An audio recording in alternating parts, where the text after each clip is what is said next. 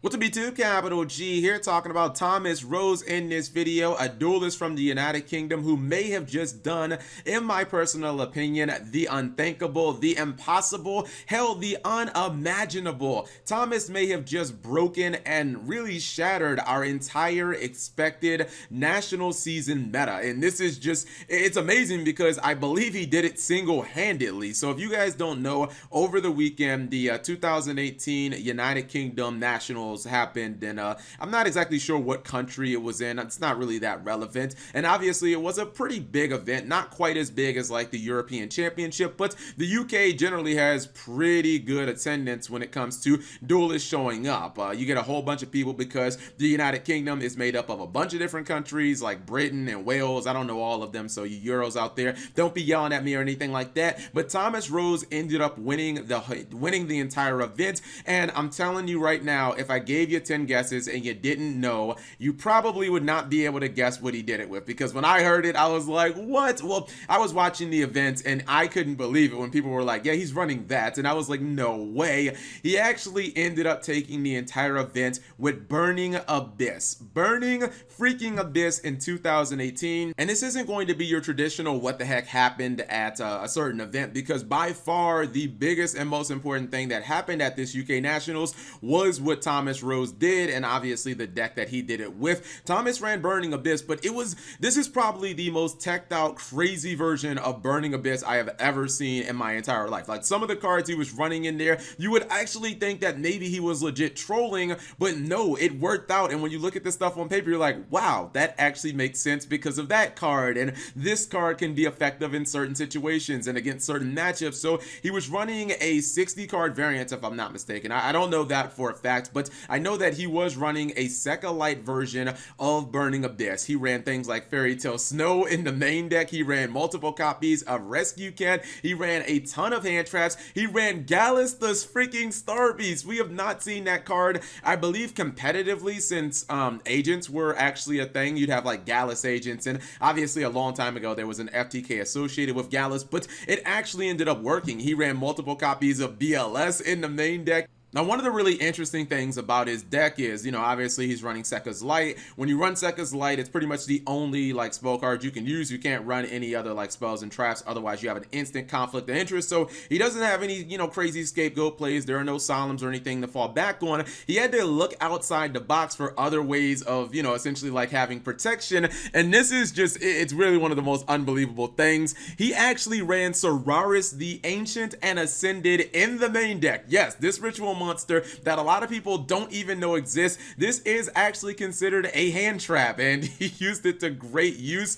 It's really crazy because a lot of people don't know what this card does. I assume that he probably activated it maybe once or twice in the tournament, and his opponent was like, wait, what? And why are you running this card when obviously for practical purposes he can't even summon it? But it's really interesting. It's very similar to the Necroz cards are being kind of like hand traps, but they're not really cards that you kind of think of maybe as hand traps. Solaris is actually a card that protects you from targeting, and if he was dropping these really big monsters, such as Deco Talker, which, I'll show you guys a picture, which he summoned, Beatrice, BLS, protection from targeting can be actually quite relevant in those matchups, you know what I mean? If you happen to have one of those cards, you're pushing for game, your opponent has something that targets, activating this from the hand might actually win you a duel. And what's really interesting about it is, I thought about it, I was like, well, maybe it's really not that impactful. However, if you're milling this from GALLIS to Star Beast, which if you guys don't know, GALLIS is actually a level 3, so you can use it with some of the other monsters in the deck to make like Dante and whatnot, but it also does burn damage as well. If you mill this for GALLIS to Star Beast, I believe GALLIS off the top of my head is 200 for every level. This can actually burn your opponent for 1400 damage, so it's a really interesting card, and it just happens to be light as well, so you can banish this from your graveyard for BLS, and you can see the price has actually gone up. So yeah, Thomas has actually made an impact on the secondary market, whether he has wanted to or not. You can see it was under $4, now it's sitting at $6. Obviously people are trying to copy his deck. GALLIS to Star Beast, speak of the devil, don't even pay attention to these prices. Yes, people were already buying the card out as soon as they saw him win the UK Nationals, which it's just ridiculous. ridiculous. I mean, who the fuck is really gonna pay $46 for it? Like, really? I mean, if his deck does catch on, then yeah, I could expect these card prices to, you know, maybe stay a little high. But come on, there is a common version of Gallis' Star Beast. It costs basically no money, and you can actually get it near mint for like a quarter. So I pulled up Gallis' effect, and it's a really interesting card. I think that if you're running a Monster Mash version of Burning Abyss, there is actually a whole lot of natural synergy with it, especially with the end of match procedure rule changes and the fact that, you know, burn cards are obviously kind of worth double now. The fact is, this card is a level 3. It does special summon itself, so you can still use your normal summon for the turn on more powerful kind of normal summon cards. Think of things like Tour Guide from the Underworld or Rescue Cat, which you wouldn't generally run in Burning Abyss, but he was running Rescue Cat in his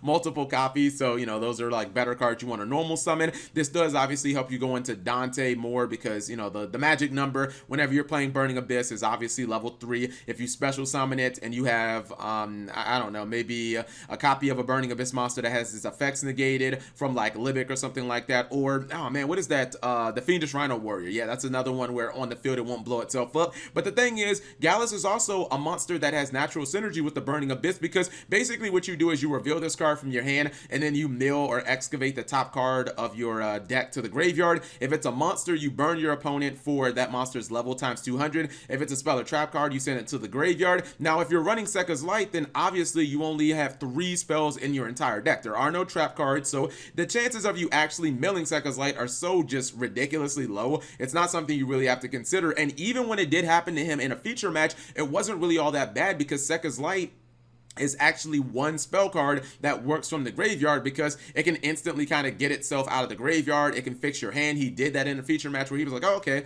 you know, it's not really that bad that I milled this SEKKA's Light because I had 2 copies of Rescue Cat in my hand. That's not really all that good because you're not gonna normal summon them both in one turn. So he was like, all right, well, let me just go ahead and fix my hand, you know, put this Rescue Cat back in my deck and try to get something a little better. So it's an interesting card that can do burn damage. That's really great. That can actually hit your Burning Abyss monsters. We know that they love being milled to the graveyard. We learned that a long time ago. Plus, obviously, there's Dante. You know, Dante milling Burning Abyss is always good. So if you happen to mill your Seer, you happen to mill your Graph, you happen to mill Skarm, any of those situations, you're automatically getting a plus. Any other situation, you might do really big burn damage. If he mills a BLS, I think BLS is like level 8, that's 1600 burn damage. That can be like that. That's the difference between you winning that turn, or really a lot of times maybe even you winning a duel and you not winning a duel. This is like a cheese card outside of just Barbar that he can rely on to potentially do some burn damage and possibly like win a duel. Now I want to show you guys some pictures, and it's really interesting because if you looked at this event and you're just listening to me talk, you're probably thinking that like Burning Abyss maybe were, you know, part of the meta, but that's really not true.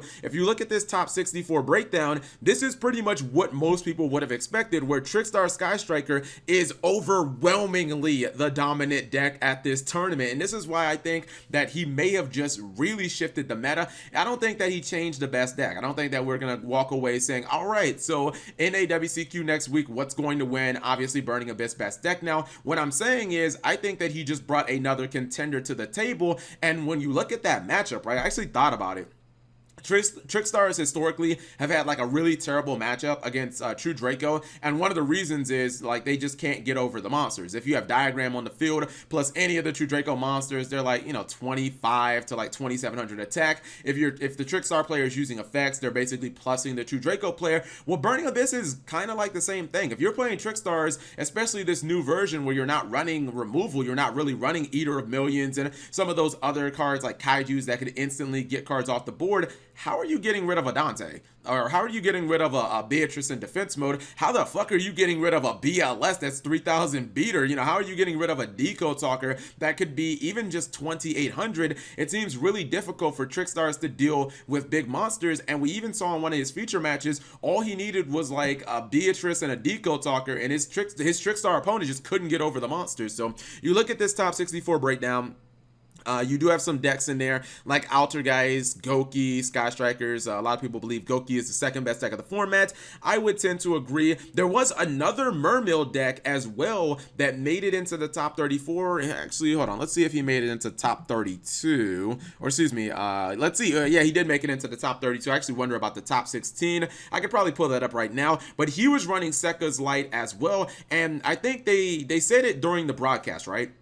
They were like any Yu-Gi-Oh card that lets you draw multiple cards eventually just finds its way into the meta. And maybe this was kind of like the coming out party of SEKKA's Light, because we've seen this over and over and over again throughout Yu-Gi-Oh history. I would say definitely 100% in the last 3 years. It seems like no matter what type of drawbacks Konami puts into a draw card, as long as a card lets you draw 2 cards, if it doesn't matter if I have to banish a quarter of my deck, it doesn't matter if I can't special summon, if I have to just card my entire hand, if I can't do battle damage, obviously I'm talking about Card of Demise, or if I can't use trap cards for the entire duel, like people are willing to take that +1 to the bank, because drawing 2 cards in Yu-Gi-Oh is just so freaking invaluable. And before I wrap this video up, I did want to show you guys some interesting pictures of some of his plays that he did, where you're just like, man, what are you even running? But somehow, some way, these were actually effective. This was the finals, which was against Pendulum Magicians, not actually Sky Strikers, shocking enough.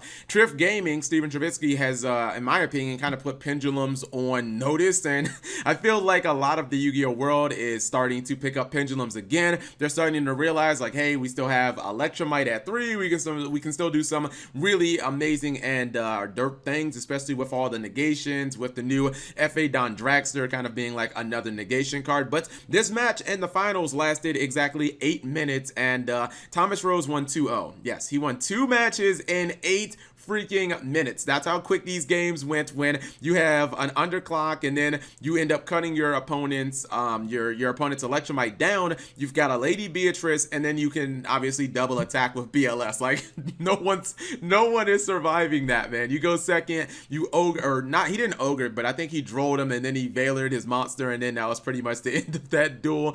You have a couple of other pictures right here.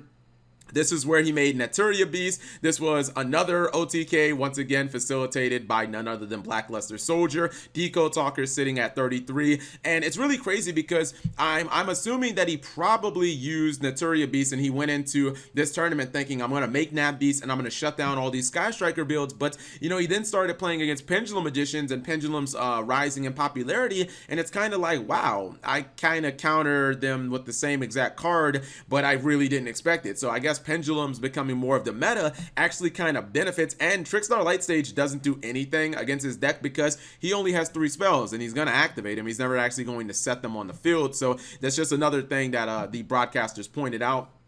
This was the Rescue Cat play. This is how he makes the copy of Naturia Beast. Yes, he runs Elephant, which I believe it's light, so it's BLS food. So yeah, he'll summon Gallus, and then he'll summon Elephant. And I think that if you draw like Elephant, that you're mainly looking to just put it back into your deck with SEKKA's Light, because I wouldn't imagine that there's any other like natural synergy with the card. But it is a very interesting deck. I do hope his deck comes out, because I believe that he said that he was not going to be able to attend the European Championship. So I mean, why not just post the deck online, let people play it at the NAWCQ, and just see how far it can go. Anyways, hopefully you guys enjoyed this video. I really implore you guys to watch the couple of future matches that he had. I'll have the link to the Konami EU Twitch stream, and you can really see how dominant this deck was and how easily he trashed like some of the best meta decks. Like when he played against Sky Striker Trickstars in top 4, completely trashed them 2-0. When he played against Pendulum Magicians in the final, completely trashed it 2-0. And